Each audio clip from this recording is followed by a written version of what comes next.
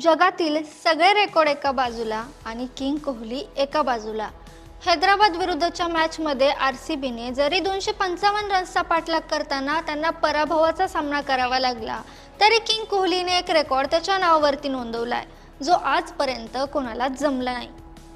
हैदराबादने पहिल्यांदा बॅटिंग करताना आरसीबीच्या बॉलर्सची चांगली धुलाई करत 255 रन्सचा डोंगर उभा केला। अभिषेक शर्माने 56, क्लासेनने 51 आणि ईशान किशनने 79 रन कुटले। पण या मोठ्या आव्हानाचा पाठलाग करताना आरसीबीने अचानक व्यंकटेश अय्यरला विराट सोबत ओपनिंगला पाठवून मोठा डाव टाकला।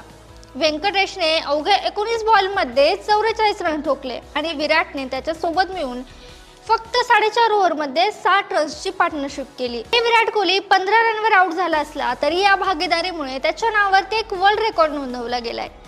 संपूर्ण जगातील पुरुष टी20 क्रिकेटच्या इतिहासात सर्वात जास्त म्हणजे तब्बल 211 वेळा 50 किंवा त्यापेक्षा जास्त रन्सच्या पार्टनरशिपमध्ये सामील असणारा विराट कोहली हा जगातील पहिला आणि एकमेव फलंदाज ठरलाय। त्याने इंग्लंडच्या अलेक्स हेलचा 210 पार्टनरशिपचा वर्ल्ड रेकॉर्ड मोडीत काढलाय।